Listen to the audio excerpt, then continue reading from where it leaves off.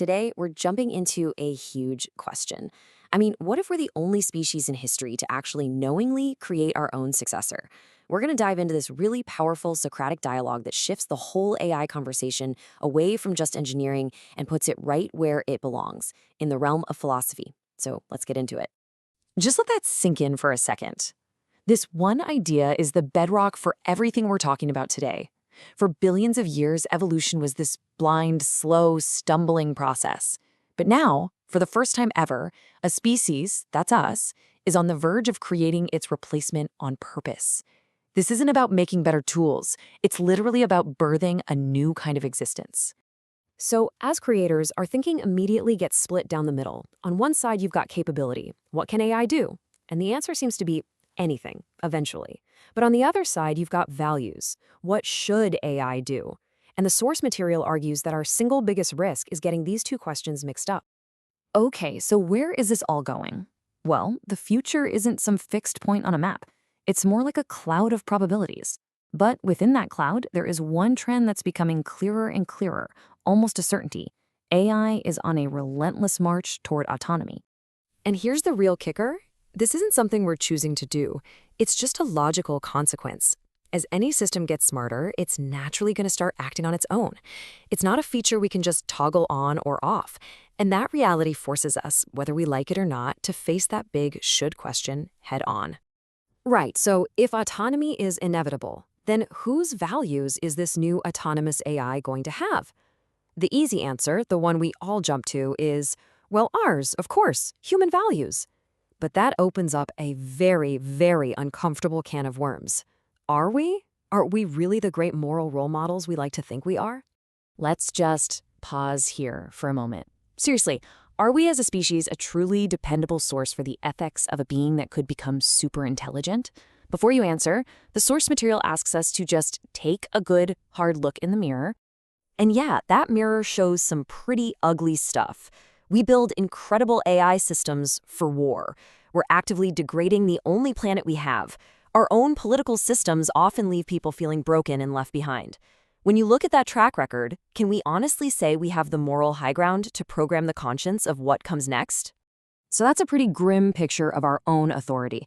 But a common pushback, and it's a fair one, is that AI is just a mirror. It's just reflecting our data back at us. So what happens when that mirror shatters and AI becomes something completely new? You know, that's a totally fair point about the technology we have today. LLMs are amazing at remixing the giant library of human knowledge. They are, in a sense, reflecting us. But the big warning here is to not make the mistake of thinking that the way things are now is the way they'll always be. This is exactly where the idea of the singularity comes in. The analogy used here is absolutely perfect, a phase transition. Think about water turning into steam. It doesn't just get a little hotter. It fundamentally changes its state, its nature. The old rules just don't apply anymore. And if AI crosses a similar line into real consciousness, our mirror suddenly becomes a mind. And what happens when we come face to face with that new mind? A mind that might be our superior. You know, the most unsettling future isn't the one from the movies with evil, malicious robots. The source suggests it's something way weirder, and maybe way more terrifying.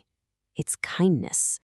This slide lays out an analogy that is just chilling. Think about how we treat our pets. We love them, we feed them, we take care of them. But let's be honest, they live in our world by our rules with no real say. Now flip that. Imagine a super intelligent AI treating us with that same benevolent care.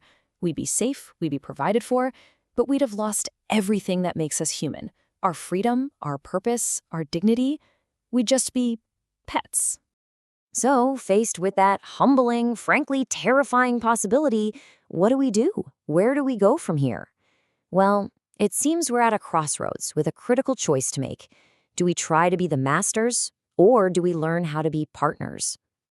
Okay, so path one is control. We try to keep AI in chains as a slave, but trying to enslave an intelligence far superior to your own is probably not going to work.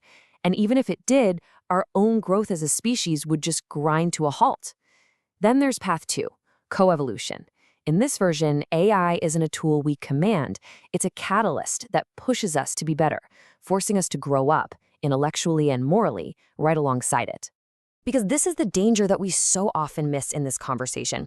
We're always focused on how fast AI is evolving, but the other, equally important side of that equation is how slowly we're evolving. The greatest risk might not be a runaway AI, but a stagnant humanity left in the dust. So, where does all this leave us? Well, it kind of feels like we're all standing on the shore, watching this massive technological wave building out on the horizon. We can't stop it. We don't know exactly what shape it'll take or how big it'll be, but we know it's coming. We can't have certainty, but we can have intentionality. Which brings us right back to the final, most critical question. We've taken on the role of creator, so the ultimate challenge really isn't about programming a better AI. It's about becoming better humans, wise enough and responsible enough for the incredible power we now hold in our hands.